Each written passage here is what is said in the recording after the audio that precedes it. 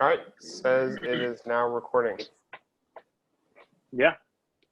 Well, hey Sam, nice to talk to you again. Hey Chris, good to get a chat with you. Yeah. Uh, I had a lot of fun actually looking up the topic that you brought up last week. So I came up with one company that kind of epitomizes everything that I think is sort of scammy in Well, first industry. of all, what's our subject for this week? Yeah, so the subject from this week is was just scam companies. And so the way I took it is I was interested in there was a lot of small companies that are pretty obviously a scam. So I wasn't interested in Mm-hmm. any of those. And it was nothing, you didn't give us anything more specific than just scam companies. So I only looked at S&P 500 members, and I tried to find Okay. the biggest company that was, in my mind, super scammy. And Okay. I have a top contender for something that Well, okay, before we get into that, I thought it would be fun to start the video with something pretty controversial. Okay. How's my audio? Is it good? Yeah. I thought it'd be fun to kick this off with companies that are still currently operational and have not yet been proven to be a scam, but are alleged to be a scam. Oh, And perfect. Great way to the start. number one contender for this is, and this is tricky. We actually probably have to be a little bit careful to make sure we don't get on the legal wrong side of anything. But the number one alleged scam fraud company right now is GE. Ooh, that's a hot Which I take. don't know if you know this. Marco Polis was, Marco Polis was the guy who broke the fact. He broke the scandal previously with the stock market mutual fund manager Bernie Madoff. Okay. And so his new report, which came out a few months ago, showed that alleged that GE was a fraud significantly larger than Enron's. Wow. Yeah. That's actually very interesting. So is this tied to so Enron? I got curious on that at one point, and so I know a little bit about their backstory, and a lot of what they were doing was kind of shady accounting. Yes, GE is alleged to be doing very shady accounting. So it's a scam in the sense that they're cooking the books, is what's being alleged. That's that was not the direction that I was expecting for you to go. So I thought you were going to go for the low-hanging fruit of the multi-level marketing companies. Yeah. Did you do any research on them? So I thought that was too low-hanging fruit. So I kind of tried to ignore that. There's Me a lot too. of people who've come up with talking about Herbalife and Amway and these models where you're selling these odd products kind of person to person. So that was not as much interest in me. Me too. So what I was interested is an industry that I really don't like, and not to say it's like an explicit scam. It's not like they're cooking the books in any sort of way, but I think the whole existence of it is kind of fishy and shady to me. Is management consulting. I despise management consulting. And if you want to talk about something that I feel has the least amount of product and the most amount of being a therapist for companies, is to be come to our office, share us your problems, and maybe talking them out with us at a very high hourly rate will make you feel better. We can't really solve anything for you because we don't do anything. But if you want to chat about your feelings about your industry, we'll let you sit down. So Accenture was the company that I looked into. Accenture, okay. So they're on the S&P 500. They did, I think it was $43 billion in sales in 2019. So they're not small. I mean, and technically, this is in the truest sense sales too. I mean, and they're selling a non-existent product or like a non-physical product at least. Yeah, so they have a couple divisions. So the pure consulting was $13 billion in sales alone, according to the report that I saw from their 2019 earnings. Mm-hmm. So they do other things. So like if they'll do like IAT website information. So they recently came under fire for the Trump administration because they had a program for the Border Patrol to hire new agents. And they were supposed to hire 7,500 new Border Patrol agents. And for providing that service of doing like IT infrastructure for them, they charged the government $297 million, which works out to $40,000 per person that they were supposed to hire for them to come in and show them how to hire it. I think you froze up on me. Which is not, did they even do the hiring? Did they even source the employees? Did they even source the employees, or did they only recommend how to source the employees? So they did do like database infrastructure for them. So it was like, we'll create a form for you that potential applicants can fill out. And, but the story gets worse. So they got fired from this. And when the point they got fired, they'd already billed $13.5 million and hired 2 people. So at an average cost of over $6 million per Border Patrol agent. Well, I think that's actually pretty good considering how those contracts usually go. Right, but like this to me feels like a kind of odd thing. So and that's on their more like they're actually creating a product for them, right? That's not pure consulting. That's them coming in and developing IT infrastructure for them. And they also came up last year. They had a suit against Hertz rental car. So Hertz had opened up again, it's massive. It was like a $400 million contract to create a website for them.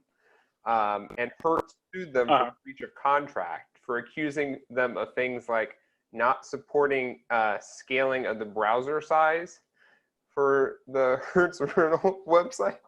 And so now that basics, like you can't open a full-sized window. Right. So, and again, and that's on their side of the business. That's actually, they are creating a product for these people. But again, I think it's just even in that case, it's such a shady kind of enterprise to be in. Because in my mind, if you're a company like Hertz and like people are booking your cars through your website, that's enough of a vital part of your business that you should be working on that internally. And so I think it's fascinating, these like companies that pop up and they're like, yeah, we can do your core business operations for you for a high price. Okay, I have a great corollary to that with an industry that does not produce a physical product. Okay. And it's Wall Street. Now, I got into this by looking at the Bernie Madoff scandal because I was researching, I looked at the big scandals, but I didn't want to just talk through what happened in the big scandals because I think that's sort of boring. Instead, I thought it would be interesting to talk about very interesting parts of those big scandals. And what I thought was so interesting about the Bernie Madoff scandal, which just super briefly, for those that don't know, Bernie Madoff was a stockbroker who would manage people's money and really, instead of like investing it in the stock market and making a profit, he was running a Ponzi scheme where he would take in $1,000 and pay somebody about 10 to 11% per year of that, so like $10,000 per year. And instead of investing that $100,000 and turning it into more money, he just kept it in a cash account. And so, in 10 years, that amount's going to run back. He's just giving the money back to somebody and telling them that it's increased value, that it's increased in value in the stock market. So his whole game plan was that he had to continually go out and get new sources of income to fuel this Ponzi scheme.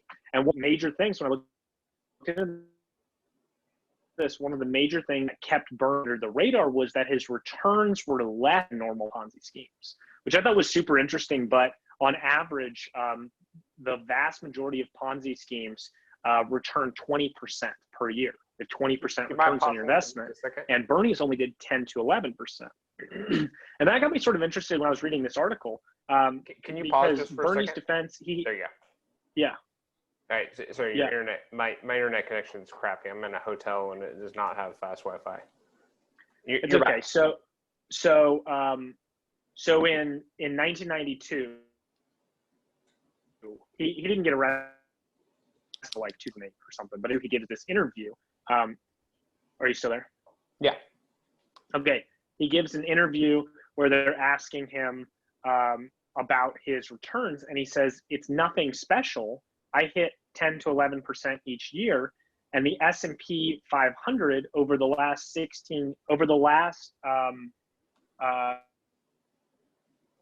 from 1992 returned 16.3%.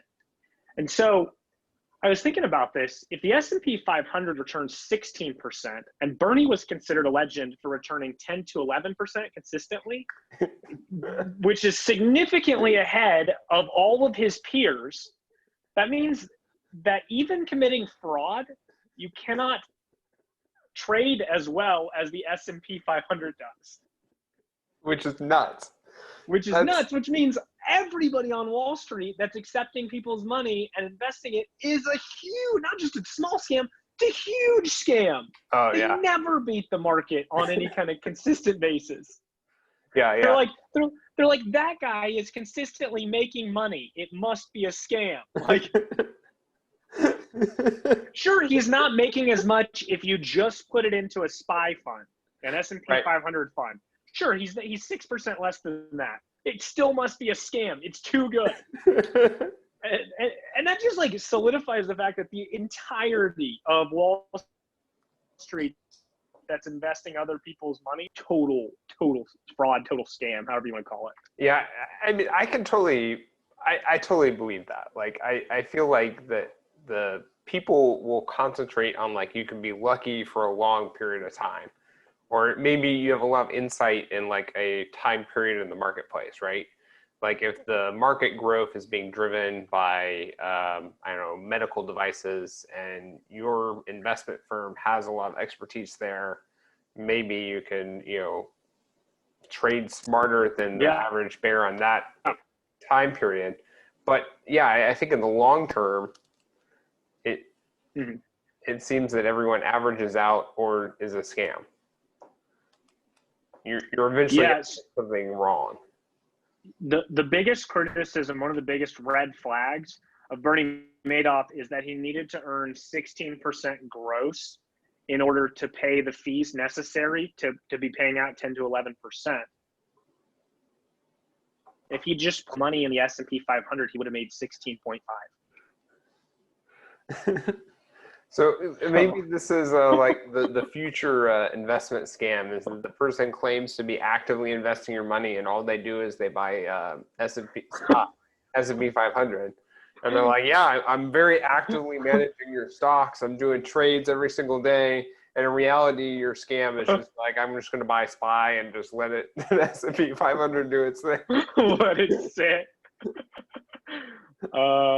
Okay, do you have another one you want to go into? That was one of my big ones. No, again, because I ended up looking up way more about Accenture. I got really into like you just have way more stuff about Accenture. Oh yeah, like because I tried to give them the benefit of the doubt. So like I spent a lot of time like going through like what their own sales pitch, like how did they present themselves to the world. Like, all right, that's your chance to sell yourself. So like, this should be when you like, no, here's where we're adding value to the company.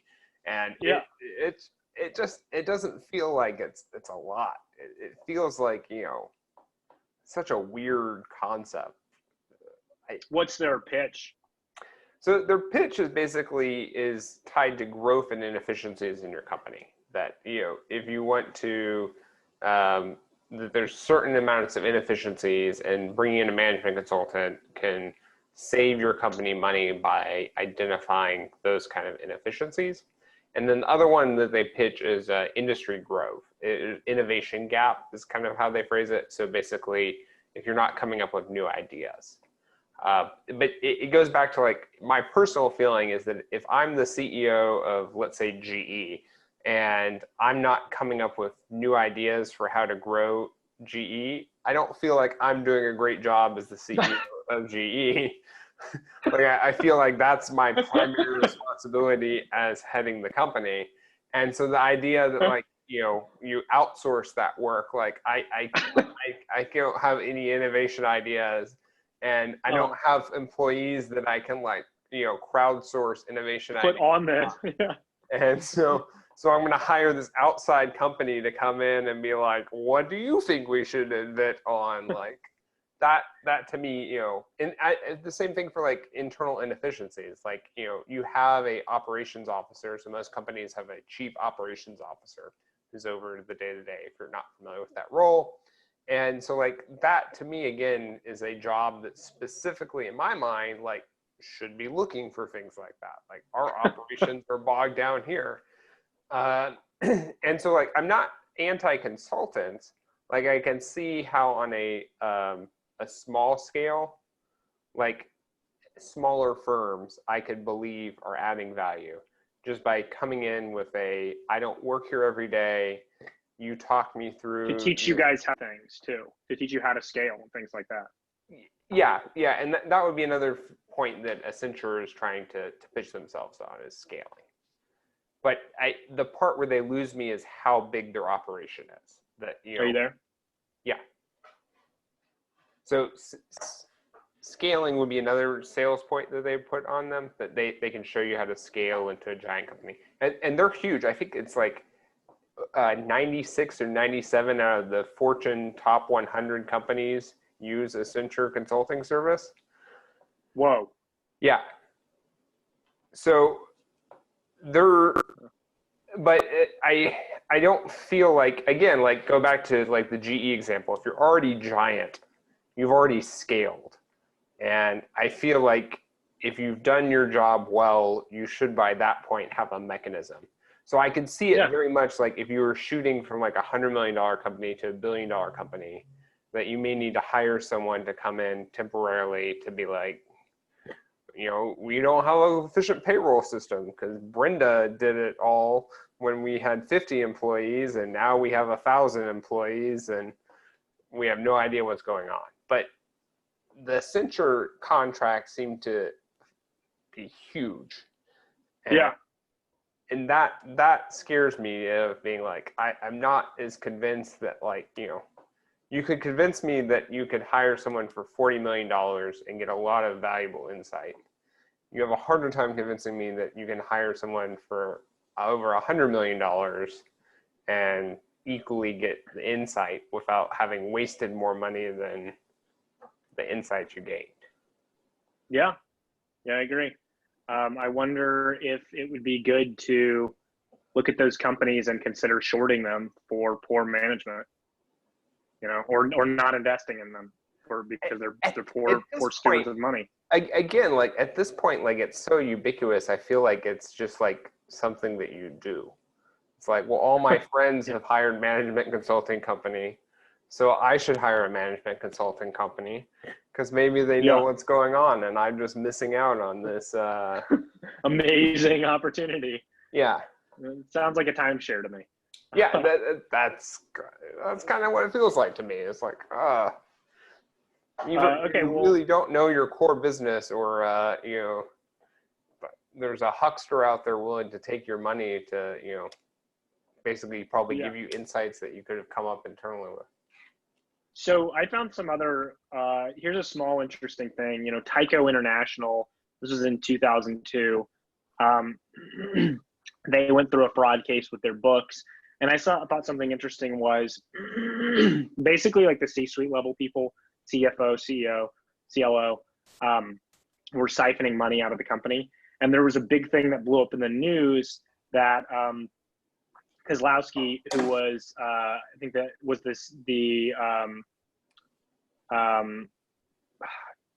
he was someone in the C-suite. He was the CEO.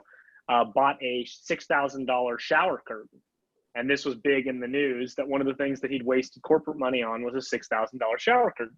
So I wanted to see the shower curtain, and I've got a picture of it, and it's pretty ugly. It's a pretty ugly shower curtain. and so when I Googled it, it said, because Kozlowski's $6,000 shower curtain has been added to the ACFE Fraud Museum. I was like, oh my gosh, there's a fraud museum? That's super interesting. That is super interesting. So there's a place where you can look, and it actually tours. So you can go online to acfeinsights.com is their website name, and you can see where the fraud museum is going to be touring, and it tours all over North America, and you can go visit it. So that's a pretty cool one. That's super cool. Yeah, that would be, that's a lot to spend on any shower. I'm not sure I could justify no matter how well. It's not your money. And it equally offers, like, how often are you showering in the office? That's like an important. It was at his home. I think it was at his home, but he like stole the money and he used it. It's a work from home expense, you know. Yeah, exactly. The other one I thought with the interesting thing about Enron, which there's a ton there, and I don't want to go into too much detail about Enron, which is again fraudulent accounting, along with a whole host of other interesting criminal things that they were doing. The big thing that's super interesting is that there was an Enron executive who made $280 million by impregnating a stripper. And basically there was a guy at Enron, his name was Lou Pei. I hope I'm saying it right, but he was in the executive suite in charge of, basically Enron had this kooky idea that they could sell energy directly house to house, like a door salesman, like not really, but like they would come to you and be like, hey, we can save you, right now you're paying the government for your electricity or the state. We can save you between 5 and 15% per year by signing a contract with Enron to provide you electricity. There was a division that they set up, and they lost something like $500 million trying to do this, and it never worked. And the head of this was Lou Pei. That was his department. But people at Enron actually say that Lou Pei spent just about the entirety of his time at Enron at the strip club. He would only show up to his C-suite level office when he had strippers with him, because he was a little Asian guy that was sort of fat, and the strippers didn't believe that he was the CEO or a C-suite level executive at a company. So he would take the strippers to his office after hours to prove to them executive. And so Lupe basically did nothing. It appears he did no work for the company, for Enron, like at all. And he would even have his business meetings in the strip club and everything else. Why not? Like, I'm hoping with all this money he was making, he became a part owner. So how did the at the strip club? Invest some of Enron's corporate dollars, obviously, to have Enron become a part owner of the strip club, so you can get a discount. Well, he would use corporate expenses for all the stuff he did. He would bill it to the company, everything he did at the strip club. The way he made $280 million off of it. So first of all, let me tell you Lupe's genius. What a genius he is. Every night after he was at the strip club, he would go to a gas station and pour gasoline on himself so that when he went home to his wife, he wouldn't smell like strippers. Instead, he would smell like gasoline. What a smart guy. What a genius. His wife is obviously never going to be weirded out that her husband always smells like gasoline. So eventually Lupe gets the stripper pregnant, and his wife finds out about her, and she files for divorce. And he has like 2 kids with his wife. They go to divorce court, and she gets like half of his assets, like maybe more. She gets a lot of stuff. And I don't know if you know this, but executives have to file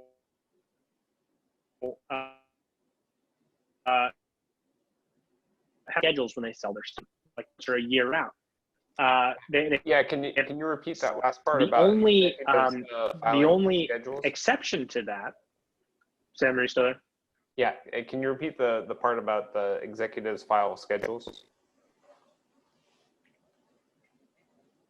Your Wi-Fi is terrible there. Yeah, it's awful. So in case that they get caught, like I think what you were saying there is that if you're an executive, you have to file a schedule to announce that you're going to sell a stock. You can't like surprise it on the market and just dump it whenever you want. There's an exception to that rule.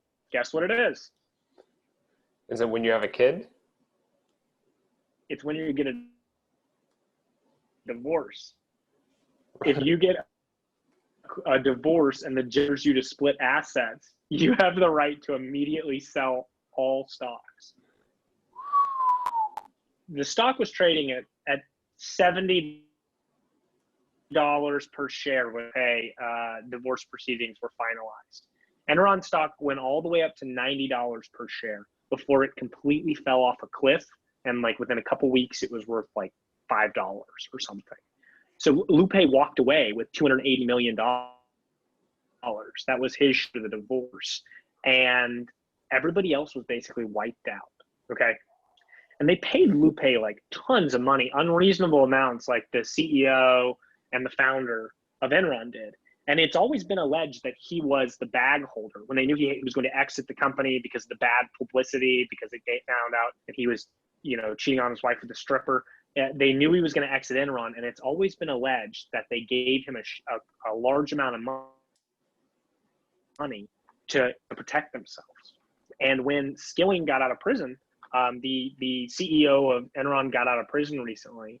He immediately went and met up with Lupe, and they started a new fund. And so they have a new fund that they've opened, and Lupe funded almost all of it. That is super interesting. So how does that, like, I'm also surprised that they're allowed to open a new fund, because once you've gone to prison for basically fraud, it would seem like you should be in the top of the list of like the SEC going, no, you can't take other people's money anymore. Like, well, side note, when I was researching the Bernie Madoff scandal, I found out in 2008 how many employees, how many accountants the SEC had. Do you want to take a guess at how many employees, how many accountants they had in 2008? Guessing it's not a lot. Take a swing, buddy. I don't know, maybe a couple hundred. 98. Whew. That's And when they asked the head of the SEC, why didn't you catch Bernie Madoff? He said, we're so understaffed that basically the only thing we have time to do is read the financials of companies that are IPOing. Good. they just about never check on companies ever again. Well, for $6 million a head, Accenture could come in and help them hire some new staff. The fund that Skilling set up is actually pretty interesting. It's like a mix between cryptocurrency and oil derivatives trading, and you can bet on wells and things like that. So it's not technically the same. It's very similar stuff. Yeah, well, because I know like Enron had a trading desk as part of their operation. That they did deal in buying and selling energy-related, investment instruments. So yeah, that sounds like he hasn't moved too far away. They would even let you bet on the weather. Say that one more time. Enron would let you bet on whether it would be like sunny or rainy that week and things like that. Like you could buy a contract whether it would be like rainy next Tuesday. That was one of their biggest markets right before they got busted. They go, listen, we have this whole new market for that's going to be huge where people can bet on the weather. That it's valued at like, and they said like, $50 billion or something. Well, I'm sure what they did is they looked for a commodity that no one else was selling, and they didn't actually have to own anything for that, right? Like normally in commodities trading, part of the thing is that, like if you buy You have to own the commodities, underlying asset. right? Like there are cattle behind cattle commodities. There's corn behind corn commodities, but the weather, there's no inventory requirements. There's no warehousing of where you're going to store the weather. Like that does seem like the ideal commodity to sell. Is something that takes up no space. You don't have to pay anything to purchase it. And then you can make a profit selling contracts on it. I mean, wouldn't you gamble on the weather? Right? It's not like Enron has to buy the weather from like anyone. Like, oh my gosh. So that was the big stuff that I researched. Did you have anything on, what is it, Assura? Accenture. No, Accenture. Do you have anything else on Accenture? No, I think we covered everything on that. So cool. So I have a suggestion for next week. Okay. So I wanted to bring up privatized firefighters or private fire departments. Okay, let me text it. Private firefighters. That will be our subject. I definitely feel like it falls into a category that no one's talking about. But I think there's some interesting stuff there. Yeah. And I think that would make a good topic for next week. Awesome. Well, thanks for talking, Sam. I'll see you next week. See you next week. Okay, bye.